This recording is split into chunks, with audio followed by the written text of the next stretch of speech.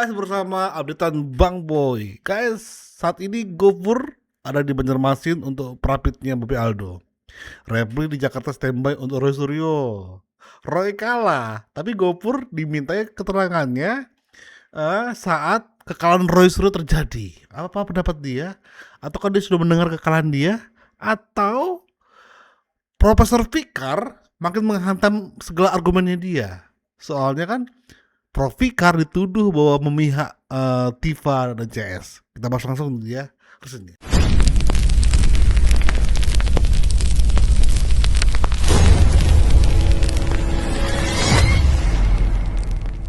Apa yang tengah diperjuangkan kali ini, Bang, yang sebelumnya tidak terpenuhi dalam pra-peradilan 1 sampai 4? Ya, jadi memang pra-peradilan yang hari ini ada putusan juga pra-peradilan yang keempat, dan memang sudah didaftarkan juga pra-peradilan yang kelima, dan rangkaian pra-peradilan ini harus diingat bahwa objeknya tidak sama. Ya, jadi tidak ada nebis in idem, sehingga permohonan pra-peradilan ketika didaftarkan di Pengadilan Negeri Jakarta Selatan oleh pihak PN Selatan, kan sebelum dikeluarkan nomor registrasi perkara rapidnya selalu diperiksa dulu pokok materinya, apakah nebis in idem atau tidak. Dan tidak ada yang nebis in idem, sehingga memang sudah diregistrasi dan sudah dijadwalkan untuk permohonan pra-peradilan yang kelima, yaitu akan dimulai pada tanggal 31 Agustus 2026 ini ya, minggu depan. Yang menarik itu justru adalah kami memohonkan pra-peradilan yang kelima, bahkan hari ini putusan pra-peradilan yang keempat, itu dilakukan sebelum SEMA nomor 3 tahun 2026 keluar gitu ya. Nah, sehingga memang sejak dari awal tidak ada keberatan dari pihak PN Selatan terkait dengan permohonan pra-peradilan yang kami lakukan. Kalau kata teman-teman berjilid-jilid ya, mencicil pasal ya, itu memang karena tidak ada pelanggaran hukum ya. Semua berdasarkan Apa? Tidak ada pelanggaran hukum? Kita skip aja lah. Udah ngalur gitu loh guys. Pendapat dari Bung Ade atau Prof. Fikar? Pengajuan kembali pra-peradilan dan ini disebut-sebut sebagai jilid kelima. Anda menilainya seperti apa, Bang? Alasannya adalah berangkat dari statement bahwa keadilan itu lebih penting daripada kepastian hukum, sehingga pra-peradilan akan terus diajukan selama belum mendapatkan keadilan. Ini yang terbalik, Mbak Gumala dan Bang Streza. Jadi pemahaman hukum yang cukup dangkal menurut kita, menurut saya pribadi. Kenapa? Dangkal. Dari pembelajaran hukum yang saya terima, tidak ada keadilan dulu baru kepastian hukum. Nggak seperti itu. Pembelajaran itu tidak ada di kampus manapun. Pembelajaran di kampus hukum itu jelas. Ini kembali ke semester 1 aja dulu deh. Bahwa harus ada kepastian hukum baru ada keadilan. Sama dengan transaksi. Ya, kalau kita mau membeli satu barang di toko gitu, harganya 1.000. Ya, kemudian saya harus membeli duitnya nanti ya. Oke, saya setuju 5.000. Tetapi duitnya nanti, saya bawa dulu barangnya. Nggak pasti. Tidak ada konsep keadilan di situ. Nah, kepastian hukum dulu baru ada konsep keadilan. Ini yang kami dapat terima di fakultas hukum manapun gitu loh. Nah, jadi kalau berbicara tentang kepastian hukum, tentu ada keadilan di situ. Tidak mungkin adil dulu, baru pasti hukumnya enggak. Hukumnya pasti dulu, baru keadilan. Nah, itu konsep yang pertama. Iya, tiar loh. Yang saya anggap pemahaman hukum yang jangan dibolak-balik. Itu yang pertama. Yang kedua terkait pra-peradilan yang dilakukan teman-teman ini, silakan saja. Kalau itu memang tidak diatur. Tapi sekarang sudah diatur. Ini masuk di poin 2. Nah, katanya kan pra-peradilan kelima sebelum SEMA keluar. Katanya. Ya, katakanlah seperti itu. Ya kan? Tetap kalau mengacu pada SEMA nomor 3, kan harus nantinya juga akan tidak diterima toh. Kan begitu. Nah, oke, saat ini mereka mempersiapkan untuk masuk ke pokok perkara. Saya mengapresiasi teman-teman dari pihak Dr. Tifa. Beliau mencabut rapid yang kedua. Ya, beliau mencabut. Karena setelah SEMA keluar. Ya, dan sudah didaftarkan tapi mereka cabut. Kenapa mereka mencabut? Itu justru kita apresiasi lebih elegan. Kenapa? Karena secara analogi hukum, pembuktian formil yang dilakukan teman-teman di dalam rapid itu waktunya pendek. Pendek banget. Tadi sudah dikomentari kepada Bang Sangaji bahwa tidak membawa saksi dan lain-lain sebagainya. Itu karena waktu yang pendek. Ya. Kalau kita mau membuktikan sesuatu, membawa ahli dan lain-lain sebagainya, cukup komprehensif itu Oke. di dalam pokok perkara. Oke. Itu panjang range waktunya. Nah, di sini kita melihat bahwa diungkaplah semuanya. Yang mana yang palsu, mana bukti dari Roy Suryo, mana penelitian Roy Suryo, mana penelitian Dr. Tifa yang mengatakan bahwa otak Pak Jokowi itu kecil. Apa Oke, yang oke. diperiksa? Yang mana yang diperiksa? Jadi artinya maksud saya, marilah teman-teman kalau memang ini, tapi ingat loh, kalau ini dilanggar, SEMA ini dilanggar, saya cuma sampaikan saja, hati-hati di sini. Oke. Oke, Berarti terkait ada dengan pelanggaran SEMA ya. hukum. Nah, bisa saja, ya, ini adalah ada upaya-upaya menghalang-halangi pemeriksaan di pengadilan. Nah, itu ada pasalnya. Oke. Nah, saya belajar sama Prof. Nah, Pak Fikar, gimana nih? Setelah SEMA keluar, sebenarnya apa yang menjadi pembeda antara pra-peradilan yang ada sekarang sama nanti ya? Gini, sebenarnya SEMA itu penegasan aja sebenarnya. Penegasan bahwa dalam situasi tertentu seharusnya yang terjadi yang harus dilakukan adalah seperti yang ditegaskan oleh SEMA itu. Nah, karena itu dia penekanannya pada kapan sebuah perkara itu masuk ke pengadilan atau dilimpahkan istilahnya begitu, ya kan? Mana lebih dulu perkaranya atau permohonan pra-peradilannya, kan begitu. Nah, kalau permohonan pra-peradilannya yang lebih dulu, maka kembali ke KUHP yang baru ini ada ketentuan yang menyebutkan sepanjang pra-peradilan itu belum selesai, Ya. pokok perkara tidak boleh disidangkan. Yes. Nah, itu ada memang seperti itu. Tapi sebenarnya ya itu dengan asumsi bahwa pokok perkaranya belum dilimpahkan. Itu harus ditafsirkan seperti itu. Nah, kalau dulu KUHP yang lama ya, kapanpun pra-peradilan itu dilakukan, ya baik sebelum dilimpahkan atau sudah dilimpahkan, begitu perkara disidangkan gugur itu. Pra-peradilan dengan sendirinya. Betul. Nah, tapi sekarang karena ada ketentuan yang menyatakan bahwa sepanjang ada pra-peradilan, maka pokok perkara belum bisa disidangkan, akhirnya pengadilan menjadi mungkin ragu-ragu. Kalau menurut saya belum berani menyidangkan pokok perkaranya. Yang terjadi itu, gitu loh. Padahal sebenarnya kalau perkara sudah masuk dilimpahkan ke pengadilan, pengadilan boleh menyidangkan. Silakan. Nah, itulah yang ditegaskan oleh SEMA. Jadi kalau perkaranya sudah masuk, kemudian pra-peradilan masuk kemudian, maka pra-peradilan itu harus dinyatakan tidak dapat diterima. Betul. Pokok perkaranya disidangkan lebih dahulu. Kondisinya saat ini seperti apa untuk kasus ini? Nah, kalau menurut saya, mestinya kalau memang sudah dilimpahkan, mestinya demi kepastian hukum juga, harusnya itu dijalankan, disidangkan gitu. Nah, soal apakah itu adil atau tidak untuk tersangka, Ya, itu kan? nanti. Ya, itu nanti bisa Setelah diperjuangkan di dalam kepastiannya. pokok perkara itu. Karena pada dasarnya pra-peradilan itu adalah kontrol terhadap kontrol formil terhadap tindakan upaya paksa dari penegak hukum. Itu sebenarnya. Nah, tadi Bang Salaji kan sempat bilang bahwa pra-peradilan kelima ini sudah diajukan sebelum SEMA-nya keluar.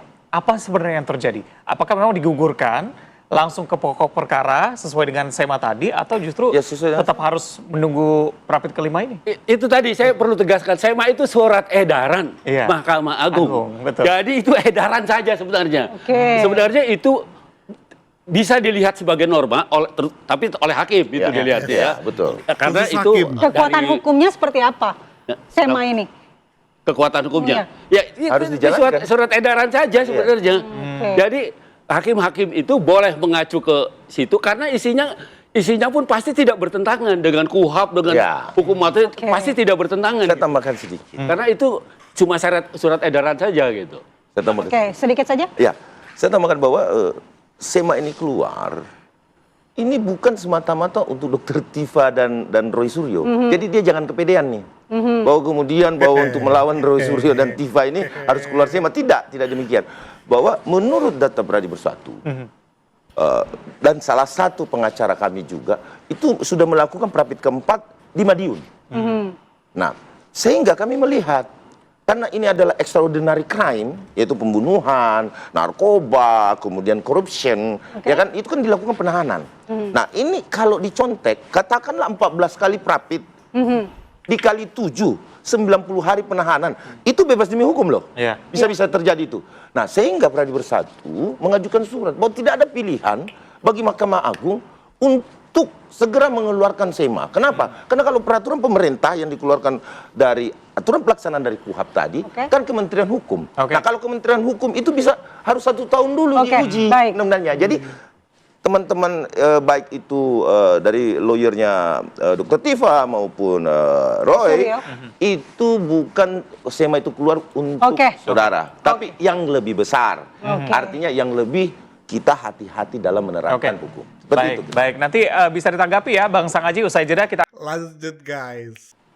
kembali kita lanjutkan dialognya. Saya ke Bang Sang Aji. Bang Sang Aji mungkin bisa ditanggapi sekaligus juga tadi ada pembahasan mengenai apakah ini sebuah upaya untuk mengulur-ngulur supaya pembahasan mengenai pokok perkaranya agak sedikit mundur begitu. Gimana Bang Sang Aji?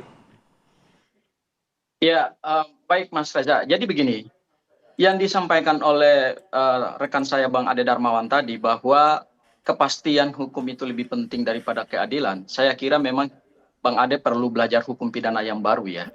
Kalau perspektif hukum pidana sebelum ekosistem hukum pidana baru ini lahir, Undang-Undang Nomor 1 2023 dan KUHAP 20 2025, memang perspektif kepastian lebih utama itu memang betul. Berdasarkan apa? Berdasarkan asas hukum acara pidana di KUHP yang lama, dan tidak ada satu norma di dalam KUHP yang lama bahwa keadilan harus diutamakan. Ya, jadi perspektif yang disampaikan Bang Ade tadi, saya kira perlu diupdate kembali pengetahuan hukumnya supaya kalau kita mau memberikan pendidikan hukum kepada publik itu tidak menyesatkan. Bukan masalah diutamakan, mana yang didahulukan, ya. Kepastian hukum itu akan membuat adanya keadilan. Nggak mungkin adanya keadilan tanpa ada putusan hakim. Keadilannya versi siapa? Versi kalian? Versi tersangka? Nggak bisa. Karena korban juga bisa ngomong, saya butuh keadilan.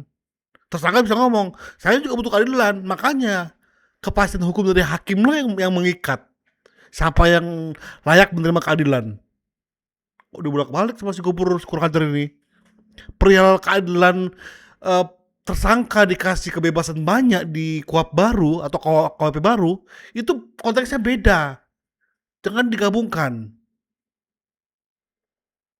Jadi jangan ngotot bahwa prapit kami ini benar kok. Udahlah, udah kalah kau. Tetapi mencerahkan publik, itu saya akan tanggapi di situ. Nah, kenapa saya katakan bahwa bukan kepastian yang penting? Yang pertama, kita buka pasal 53 KUHP yang baru, yang itu diperjuangkan selama 60 tahun dan diteken oleh Presiden Joko Widodo pada tahun 2023 terkait dengan pedoman pemidanaan di pasal 53 ayat 2. Jika terjadi pertentangan antara kepastian hukum dan keadilan, maka hakim wajib, itu imperatif, normanya harus hakim mengutamakan keadilan. Itu dari sisi hukum pidana material. Jadi hukum pidana material kita dalam pedoman pemidanaan pasal 53 KUHP, keadilan lebih diutamakan daripada kepastian hukum. Kenapa? Karena di dalam kepastian hukum, ini pengantar ilmu hukum yang sangat sederhana. Di dalam kepastian hukum belum tentu ada keadilan. Orang bisa diadili dengan cepat, dan itu berlaku di zaman Hindia Belanda ketika kita... Gila gak? Bisa aja putusan hakim itu cacat. Soalnya dia ngomong seperti itu. Gila gak? Jadi versi mana yang keadilan menurutmu? Keluar di media oleh gerombolan mak-mak begitu. Punya hukum acara pidana HIR, orang bisa diadili dengan cepat, tetapi orang itu belum tentu mendapatkan keadilan. Jadi jangan diubah doktrinnya, jangan diubah asasnya. Kepastian belum tentu melahirkan keadilan, tetapi keadilan pasti melahirkan kepastian. Ya. Kemudian yang kedua, kalau kita baca KUHP kita yang baru, sebentar saya akan jelaskan. Kalau kita baca KUHP yang baru, asas peradilan cepat, sederhana, dan berbiaya murah, mohon maaf, itu sudah tidak diadopsi lagi dalam KUHP kita yang baru. Bung Ade silakan baca penjelasan KUHP. Asas itu yang dianut dalam Undang-Undang Nomor 8 tahun 1981 itu sudah dicabut. Artinya selaras dengan ketentuan pasal 53 KUHP bahwa yang dicari dan diutamakan dalam sistem peradilan pidana Indonesia modern itu adalah keadilan. Bukan buru-buru seseorang itu harus diadili, bukan buru-buru perkara pokok harus diadili, bukan buru-buru pidana materialnya harus diadili. Semua harus utamakan adalah keadilan. Makanya di dalam hukum acara pidana kita yang terbaru, KUHP kita mengubah dua hal dari pra peradilan. Yang pertama dia ubah timing. Kalau dulu di pasal 82 ayat 1 huruf D, ya, pokok perkara didahulukan. Kenapa? Karena upaya paksa itu cuma dua, penangkapan dan penahanan. Sementara di KUHP kita yang baru, timingnya diubah, paradigma hukumnya diubah. Pra peradilan didahulukan. Kenapa? Karena upaya paksa menyangkut satu hal yang paling pokok, paling krusial, yaitu penetapan tersangka. Makanya itu diadopsi dalam KUHP baru setelah keluar putusan Mahkamah Konstitusi nomor 21 garing PUU garing strip 12 garing 2014 yang menyatakan bahwa dalam konsep pra peradilan penetapan tersangka, penyitaan, penggeledahan harus masuk dalam kompetensi. Makanya di KUHP kita yang baru ini jangan salah nih. Kompetensi pra peradilan itu diperluas. Dahulunya upaya paksa cuma 2, sekarang upaya paksa jadi 9, pasal 89. Makanya kompetensi pra peradilan dalam pasal 158 diperluas. Apa itu saja? Ada penangkapan, penetapan tersangka, penahanan, penyitaan, penggeledahan, teori pemeriksaan terus surat pembohongan. kau itu kalah Prapit. Sadar gak kau? Kau ngomong gini, pengadilan udah memutuskan. Kau Roy Suryo, Prapitmu ditolak. Tak. Koar-koar berteori terus kau. Bersidang kalah kau, Rogan. Kemudian Poinnya, Bang penyadapan dan Samaji. pencekalan. Baca itu dengan hati-hati, baca dengan teliti. Oleh karena itu, pembuat undang-undang merumuskan kalau pra peradilannya sedang dimohonkan, maka pokok perkara harus menunggu, bukan ditiadakan. Nah, ini kemudian anehnya lagi, Prof. Fikar. Tadi saya mencermati apa yang disampaikan oleh Prof. Fikar, bahwa SEMA itu adalah penegasan. Bukan.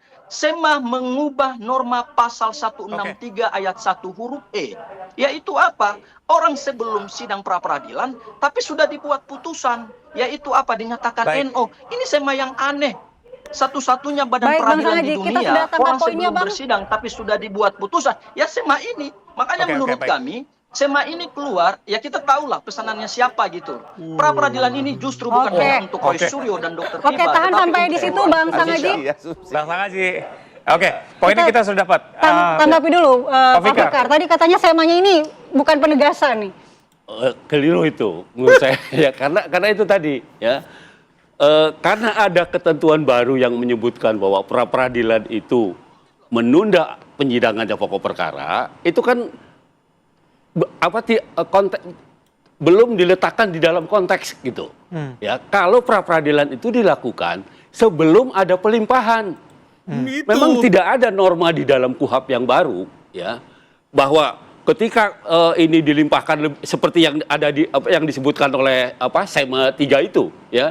Ketika ada pelimpahan lebih dahulu, maka pokok perkara bisa jalan duluan. Kalau KUHP yang lama itu walaupun tidak ada penegasan seperti itu, ketika pokok perkara itu masuk ke pengadilan dan mulai disidangkan, ini bukan tidak diterima, istilahnya gugur malah. Disebut gugur itu pra peradilan. Kalau sekarang disebut tidak diterima. Nah, menurut saya itu juga yang bisa menjadi dalam bahasa Betawinya itu biang keladinya sebenarnya. Ya. Biang keladi kenapa pra peradilan itu berjilid-jilid? Gitu. Kenapa? Karena itu putusannya itu tadi. Mestinya putusannya itu pilihannya ditolak atau diterima. Mestinya itu pilihannya. Ketika putusan pra peradilan itu disebut tidak dapat diterima, ya maka itu tadi bisa diulang-ulang. Karena belum ada pemeriksaan yang tuntas. Asalkan pokoknya tidak berulang begitu. Betul. Ya. Oke. Itu yang bikin ini sebenarnya. Di satu sisi ada ketentuan di dalam KUHP baru yang menyatakan bahwa ketika pra peradilan belum selesai, pokok perkara belum boleh disidangkan. Di sisi yang lain, itu tadi ada ketidaktegasan. Menurut saya umumnya hakim pra peradilan itu menggunakan narasinya putusannya, gitu ya? mestinya tolak atau diterima. Nah, itu Baik. konsep Bang Ade, kedua. tadi kita nanggapi. Makanya Bang Boy ke pengadilan pertama pada akhirnya itunya harusnya ditolak. karena diterima sebagian, akhirnya mereka memanfaatkan itu untuk prapit, misalnya ganti kerugian. Itu kan muncul karena prapit pertama mengabulkan sebagian gugatannya Roy Suryo. Langsung ditolak. Sedikit dulu di ujung, katanya SEMA ini ada pesanan. Tanggapi coba, Bang. Ini yang saya rasa asumsi-asumsi yang sering saya sampaikan di berbagai media ya, bahwa kalau dilakukan penahanan dulu, pasti polisi itu adalah termul. Selalu begitu. Ya, kalau jaksa melanjutkan penahanan, ya, Mampus kau. jaksa pun termul. Ya kan? Nah, ini pengadilan udah mulai jadi termul nih.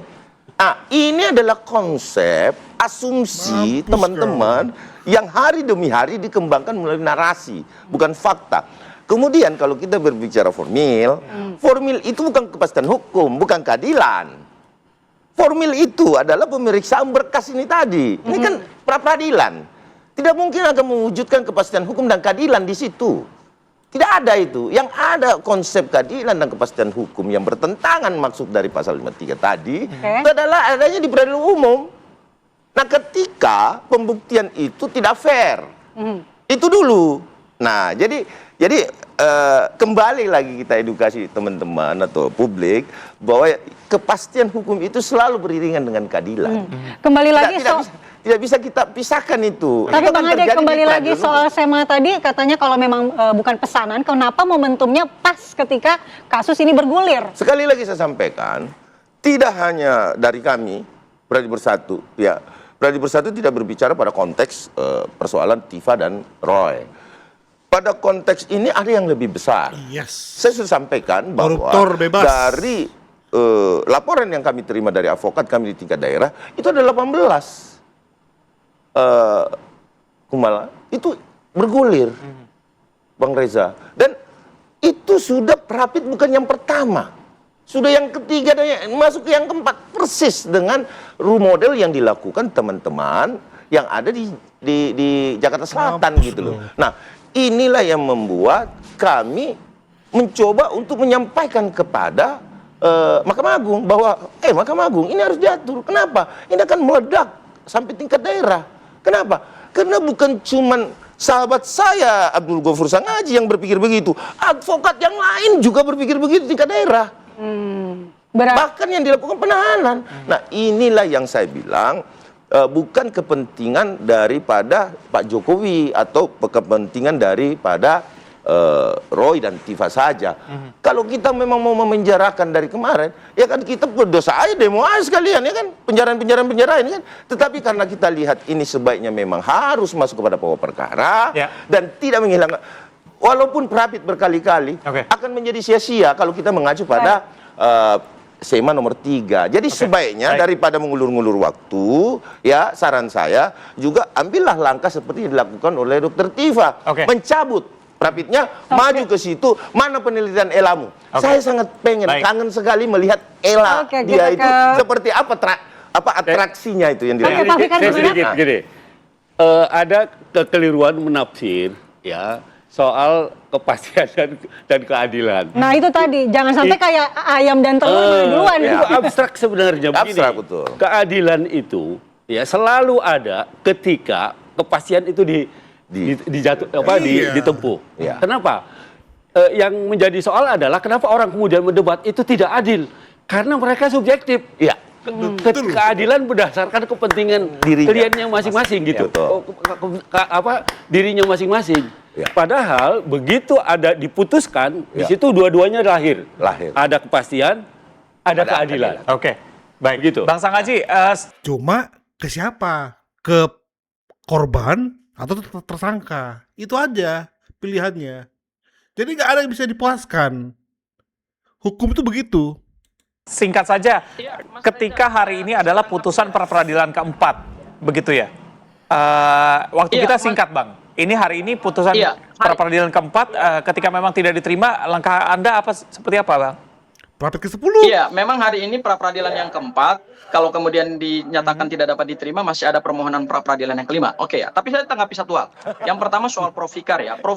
Fikar ini kan adalah ahli hukum pidana ya. harusnya membaca ulang lagi KUHP kita yang baru di pasal 53 sudah ada pedoman pemidanaan, Pak. Sudah clear and clean bahwa ada kaidah kepastian ketika benturan dengan keadilan, maka hakim wajib mengutamakan keadilan. Baca pedoman pemidanaannya, Pak. Itu hal yang pertama.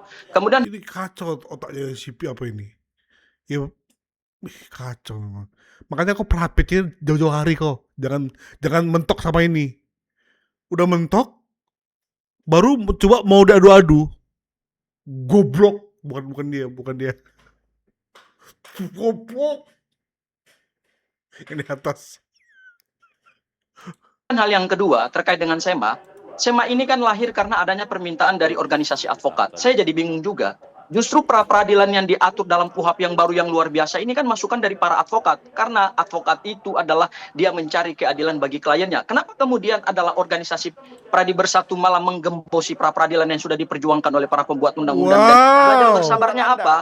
Kita akan tetap masuk kepada pokok perkara, tetapi kemudian yang harus ditunggu adalah pra-peradilannya dulu. Itu hal yang ditegaskan dalam KUHP yang baru. Kenapa kemudian Tidak bisa ketentuan ini Bang diubah Sangaji, oleh itu Mahkamah Agung? tidak Padahal Mahkamah Agung menghilangkan itu bukan hak pembuat prosedural teman-teman undang-undang. advokat yang berjuang mencari keadilan dalam prapit. Karena prapit itu tetap Mampus. bisa dilakukan, tetapi tidak Membantu mencicil seperti pra-peradilan itu membeli panci pada adalah tukang hak kredit. untuk melindungi Itu yang tidak tersangka. bisa. Kenapa? Jadi Karena mindset pokok pancinya perkara ini dihilangkan tadi, untuk tersangka itu hanya dicicil membela gitu loh. diri, Gitu tapi Bang kalau Sangaji. Jadi pra-peradilan artinya itu tersangka tidak memberikan menghilangkan. keadilan bagi dirinya pada saat Mantap Bung pra-peradilan Ade. bisa. Oke. Itu Bang, Boleh inti ditahan. dari pada Inti apa? pra-peradilan. Oke. Inti apa Kak Gopur? Inti bacotmu. Nggak ada itu yang kau bilang gitu. Itu bisa kau bilang kalau prapitmu itu proses penyidikan. Silahkan. Itu maksud yang kau bilang tadi itu. Jangan kau ambil pasal ini untuk mendukung argumenmu, sementara wilayah yang kau ucapkan itu wilayah yang salah. Kau tuh nggak pantas prapit di proses sudah di pelimpahan. Nggak pantas kau. Jangan kau ukit-ukit masalah keadilan. Tai itu keadilan bagi Roy Suryo. Si mulut yang harusnya di penjara seumur hidup dia itu. Biar mulutnya nggak menyakiti orang lain lagi. Jadi kabur kan. Guys, support channel ini ya. Update Bang Boy, karena Bang Boy minggu ini akan lebih update di channel ini. Apalagi minggu depan ya. Bisa 3 video di channel ini setiap harinya. Bisa ya, nggak janji, tapi akan lebih banyak di sini. Di channel Reaksi Bang Boy hanya 1 hari sekali, di channel Bang Boy YTN hanya 1 hari sekali. Itu lumrahnya ya. Nanti Bang Boy akan update di jam penayangannya di channel tersebut, di channel Reaksi Bang Boy dan juga Bang Boy YTN. Tapi kalau ini berbicara breaking news live ya. Jadi ini updatean. Apa yang terbaru Bang Boy update di channel ini. Support terus. Bye bye.